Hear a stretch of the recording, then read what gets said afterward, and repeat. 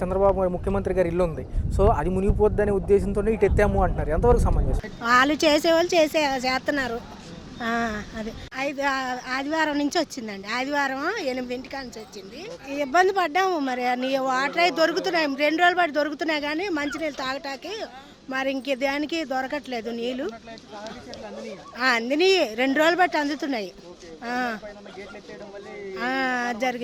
జరిగింది అంటున్నారు. అసలు ఏమి అసలు సడన్ గా వచ్చేసినాయి. కింద అయితే అసలు ఏమీ తీసుకోలేదు. సామాన్లు అందరి మునిగిపోయాయి. వచ్చారు, అటువైపు వచ్చారంట. అది మేము వచ్చేసాము, ఇంకెక్కడికైనా వెళ్ళిపోయాక వచ్చేసాము. అక్కడ ఇల్లు వాటర్ లేక వచ్చేసాము. కొంచెం దూరం ఎక్కడికైనా వెళ్తాకి ఇంకో వస్తాయని అంటున్నారని. అది విఫలమైనందుకు ప్రజలు ఎంత ఆర్థికంగా అయినా ఏ రకంగా అయినా నీళ్ళు లేక తిండి లేక ఎన్ని రకాలుగా ఇబ్బంది పడ్డారు. కాలనీలో తెలిసినవి ఆదివారం మార్నింగ్ మాకు 7 నుంచి వచ్చింది. కానీ అధికారులందరికీ ముందుగానే తెలుస్తాయి కదా ఇటువైపు వరద వస్తుందని. మాకు ఇన్ఫర్మేషన్ ఇవ్వలేదు కదా. వాటర్ అది అందిస్తున్నారండి, కానీ ఇప్పుడు వాటర్ తాగడానికి వస్తుంది కానీ మిగతా అన్న అవసరాలకి రావు కదా. మిగతా వాళ్ళంతా ఏముందండి, మేము మామూలుగా జనరల్గా మీకు ఇప్పుడు తెలిసిందే కదా సిచ్యువేషన్ అంతా. అలానే మొత్తం నిండిపోయి వాళ్ళు ఇబ్బంది పడుతున్నారు. మేము అనేది బయటకు వచ్చాము, మా చుట్టాల ద్వారా మేము బయటకు వచ్చాము. ఇప్పుడు ఈ పూటకి బయట ఉన్నట్లయితే ప్రభుత్వాలు విఫలమైనవి అంటున్నారు. నిజంగా సహాయ చర్యలు అందినాయా? అందరూ కూడా కట్టుబట్టల మీద బయటకు వచ్చాము, కానీ అందరూ సహాయం చేస్తున్నారు. తిండి కానీ, పాలు కానీ, బిస్కెట్లు కానీ, కాళ్ళు కూడా రావడానికి కూడా పరిస్థితి లేదు. అయినా కానీ వస్తున్నారు వాళ్ళంతా. ఇది మొత్తం పాకాపురం, కండ్రిక, సింగినగరం, అంబాపురం మొత్తం మునిగిపోయి జలమలం అయిపోయిందండి. అసలు చూసుకున్నట్లయితే ఏమంటున్నారంటే పైన వెలగలేరు దగ్గర ఉన్న గేట్లు ఎత్తడం వల్లే ఇంత పెద్ద ఉపద్రవం వచ్చింది అంటున్నారు. లేకపోతే చంద్రబాబు నాయుడు గారి ఇల్లు అటు నుంచి అటు మునిగిపోయేది తప్ప మిగతాదంతా సేఫ్ సైడ్ లో ఉంటది అంటారు. ఏమంటారు మరి? కానీ ఎట్ల నుంచి కానీ వచ్చినాయి వరద. ఎన్ని రోజులు ఉన్నారు సుమారు లోపల? మేము అమ్మ అసలుకి తాళాలేసి వచ్చేసామండి నడుములో. అసలు ఏమి లేవు, ఈ చీరల మీదే వచ్చేసాం. సహాయక బలగాల కంటే స్వచ్ఛందంగా వచ్చిన పక్కన గ్రామాల వాళ్ళే ఎక్కువ శాతం కాపాడారు అంటున్నారు. నిజమేనా? కాపాడారు. లేకపోతే అందరూ చాలా మంది ఈ మధ్య చచ్చిపోయాళ్ళండి. కొన్ని శవాలు కూడా కొట్టుకొస్తున్నాయి. పిల్లలు, తల్లులు అందరూ బాధపడుతున్నారు, చాలా ఇబ్బందులు పడుతున్నారు. ఏదైనా గవర్నమెంట్ మాకు సాయం చేయాలండి. చంద్రబాబు నాయుడు గారు కానీ ప్రభుత్వం ఎవరైనా. ఒక పక్క చూసుకుంటే విరాళాలు పోగేస్తున్నారు. గత నిన్నటి నుంచే చూసుకుంటే ఒక పక్క సినీ రంగం వాళ్ళు ఇస్తున్నారు, రాజకీయ నాయకులు, రియల్ ఎస్టేట్లు కూడా ఇస్తున్నారు. మీ వరకు అందుతాయి అని నమ్మకం ఉందా? ఏమోనండి, వచ్చినాకే కదా మాకు తెలిసేది. వచ్చి మాకు ఇంటికి వచ్చి ఎందిని అని అంటే మేము చెప్పగలుగుతాం. ఒక పక్క ఫైర్ ఇంజిన్లు వచ్చి నీళ్ళు తోడేస్తున్నాయి అంటున్నారు. ఎంతవరకు? అసలు లోనికి వెళ్తానికి లేదండి. ఇప్పుడు వచ్చాం మేము, మా ఇంటికాడికి వెళ్తానికి కూడా లేక వచ్చేసాం. టాటర్ మీద వెళ్ళాం, టాటర్ మీద వచ్చాం. కాకపోతే భోజనాలు, టీ, పాల ప్యాకెట్లు, బిస్కెట్లు, వాటర్ బాటిల్, భోజనాలు ఇస్తున్నారు. తిండి వస్తువుల పరంగా ఎంత నష్టపోయి ఉంటారు? చాలా పోయినాయి, ఇంకేం చెప్పలేము. అసలు ఏమి లేవండి, ఉట్టి చేతులతో వచ్చాము. ప్రభుత్వం కానీ జాలి తెలిసి మా అందరికి సాయం చేస్తే అదే మాకు చాలండి. అనుకున్నట్లయితే ఒక పక్క ఇంత పెద్ద వరద నష్టం ఎప్పుడు జరగలేదు అంటున్నారు. ఎప్పుడు జరగలేదు. ఏదైతే బుడమేరు పైన ఉన్న వెలగలేరు దగ్గర ఉన్న గేట్లు ఉన్నాయంట, ఆ గేట్లు ఎత్తారట. మొన్న రాత్రి ఎత్తారట గేట్లు. ఆ గేట్లు ఎత్తడం వలన అటు నుండి నీరల్లా ఇటు కొట్టుకొస్తుంది.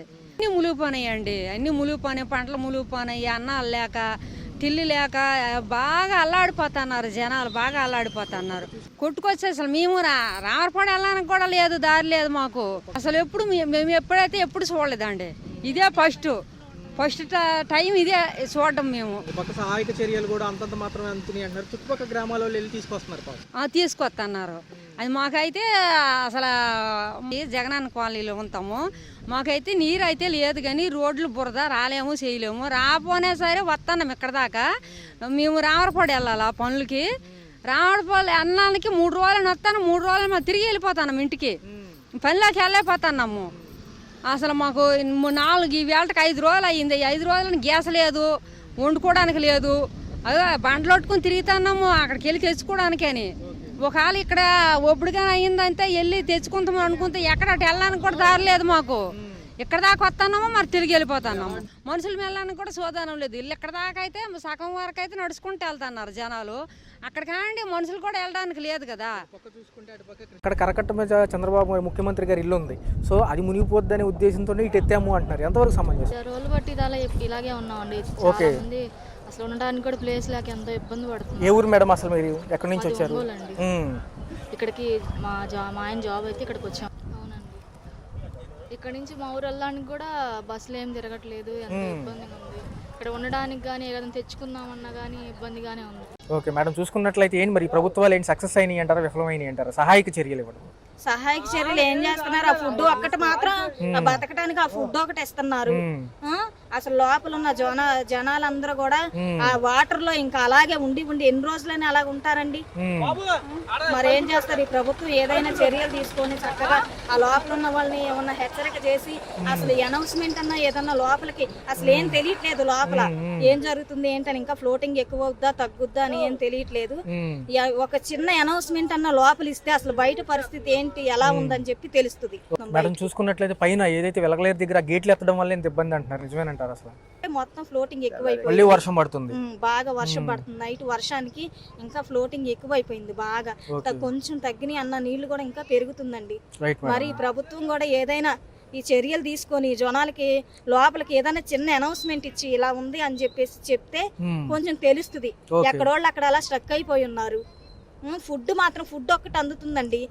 ఏమన్నా అయిపోతే ఏంటి పరిస్థితి? చంటి పెట్టలను వేసుకొని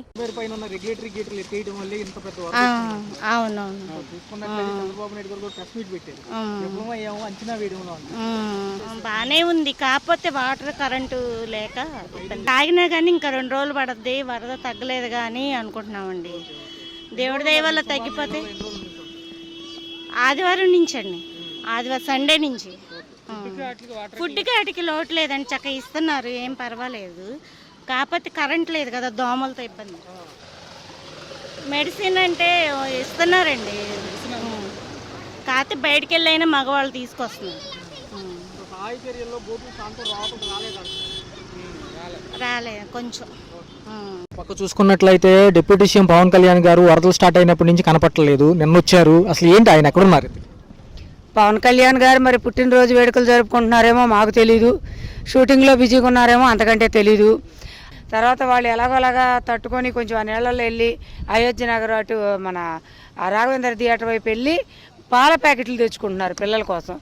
భోజనం మాత్రం అందట్లేదు, వాళ్ళని చూసేవాళ్ళు. పాల ప్యాకెట్ వచ్చి ఒక్కొక్కరు ఒక్కొక్క రకంగా, ఒక్కొక్కరు 100 రూపాయలు చెప్తున్నారు, 80 రూపాయలు చెప్తున్నారు, ఒకళ్ళు 150 రూపాయలు అమ్ముతున్నారు. వాళ్ళ ఇష్టం. అయ్యో పాపం వరదలో కొట్టుకుపోతున్నారే, మనం ఏమన్నా మన చేతనేది చేద్దాం అనే ఉద్దేశం వాళ్ళకి లేదు. రూపాయి ఎలా సంపాదించుకోవాలి? నా దగ్గర 5 కేజీలు బియ్యం ఉన్నాయి, ఈ 5 కేజీలు నాకు వచ్చి 500 కాదు 1000 రూపాయలు సంపాదించాలి, దాని మీద ఆలోచన తప్ప ప్రజలు ఇబ్బంది పడుతున్నారని ఎవరికీ లేదు. మరి నిజంగా ఆయన అన్నట్టు జనాల్లోకి వస్తే పవర్ స్టార్ వచ్చారని జనాలందరూ, ఇప్పుడు ముఖ్యమంత్రి గారు పర్యటిస్తున్నారు, బాగానే ఉంది, చాలా బాగుంది.